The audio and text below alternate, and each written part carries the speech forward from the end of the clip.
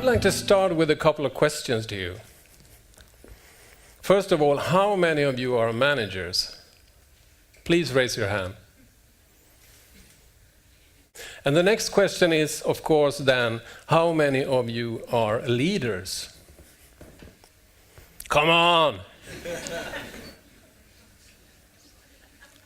You know there's a difference. Manager is a position. Leader is a relation. A manager is elected by the people above. A leader is always chosen by the people around. A manager is someone you have to follow. A leader is someone you want to follow. Nowadays, I run a company called Great Words, and I have the title of CEO, and the title of CIO, COO, CTO, CFO, and CCCO, which stands for Cook, Coffee, Clean Office. And it means that I'm on my own. I work as a consultant and an advisor in communication and marketing. The left part of the brain, the left hemisphere, is the one handling our language. And it's very wise, very logical, very rational, but it has big trouble understanding metaphorical language. So it pushes over this kind of questions to the right hemisphere, which is the one handling our feelings, emotions, experiences, and is an expert in putting things into a context. So the right part of the brain explains to the left part what it's all about. And when you think about it, our brains really do think in images. But to be able to communicate to other people, we need to translate these images into a language. If I ask you right now to think about a telephone, will you do that? You're not thinking about the word telephone. You have an image in your head, am I right? And I'm sure that it's not the same image in your head as in your head or in your head. And this tells us something about how difficult it is to communicate. If we can't even agree on a telephone, how can we be sure that people in our group, our company, or our organization have the same pictures in their head when it comes to the company's goals, the company's vision, mission, brand values, and so on? And that tells us something about how extremely difficult it is to be a leader, to get other people to come along with the images that you have in your head. This is actually one of the most famous leaders we have in Sweden. He has an impressive CV, this guy. He started his bossy career in Germany at Munich Zoo, where he had a trainee post and studied to become an alpha male, which in the monkey's world equals to a managing director on top of chimpanzees. Genetically, we are 98.6% identical. 98.6%. We are so alike so we can make a blood transfusion between a chimpanzee and a man, or the other way around. That you cannot do between a chimpanzee and a gorilla. So you are more monkeys than the gorillas are. But if we are so alike, what is then the difference, you may ask? The big difference between chimpanzee and man is the language. Chimpanzees can't talk. We have to remember that 6 million years ago, we too could only say and now we can say what I'm looking forward to go to Finland and meet all those talented leaders and managers and try to awake their inner ape. And that means that most of the synapses, most of the connections that we have between our 100 billion brain cells, most of the trains of thoughts that we have in our minds were developed long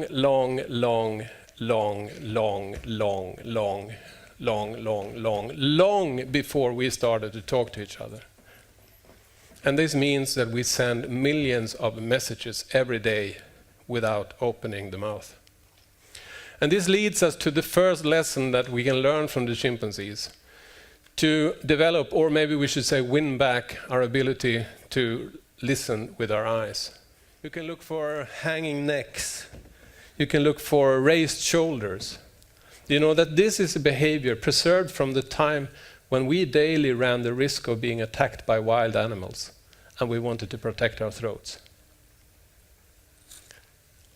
So if you have people in your organization, if you meet coworkers with their shoulders up like this, that might imply that you have lions in your office. Lions as a metaphor, you remember, for things that are causing stress, creating stress in the work situation. Anyhow, what you have been doing for 3 minutes of your life is what in the chimpanzee world is called grooming. According to the English dictionary, this means taking care, paying attention, and trimming. And in the chimpanzees world, it's obvious that the group members' well-being, not the shareholders' well-being, is of the highest priority. Every day, a chimpanzee group spends hours sitting picking on each other. Sometimes you hear people say that they are picking lies, but that's a lie.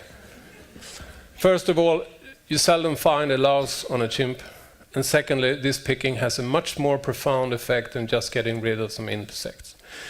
The chimps are grooming to get to know each other a little bit better, to get a feeling of the group, to increase the sense of security and harmony within the group, to strengthen the solidarity. In short, to trim the group to make them more competitive to survive in their market, which is, of course, the jungle and the savannah.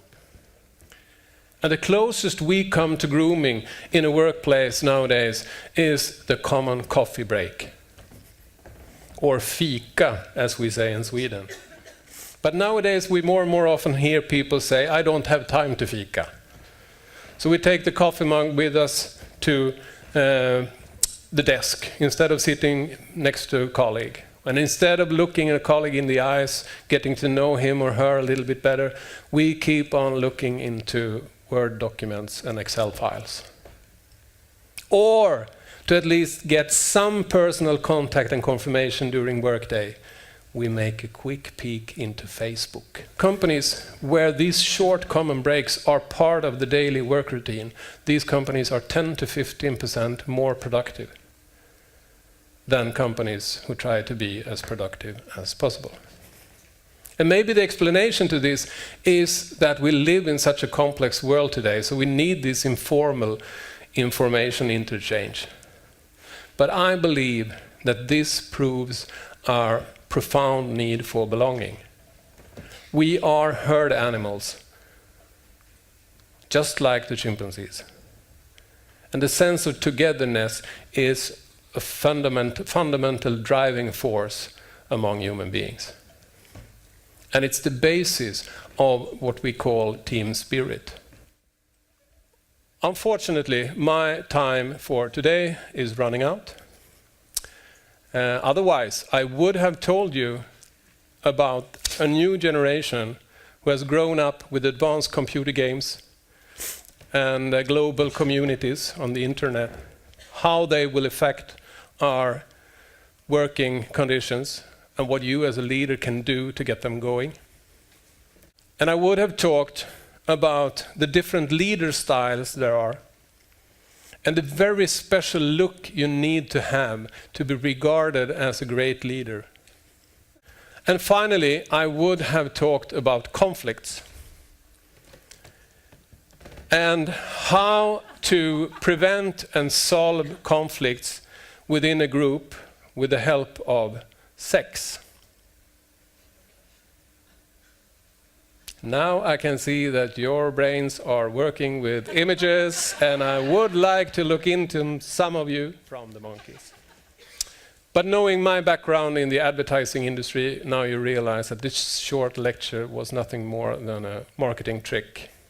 If I would have revealed everything from our closest relatives among the animals, there would have been no need for you to buy the book. That, by mere coincidence, is for sale here today. I have seen. I don't know about the title, if it's representing the content of the book, but I know for sure that the book gives you 19 lessons worth aping for every manager who wants to become a better leader. And with that, I would like to thank you so much for your attention. It's been a pleasure talking to you. Thank you very much.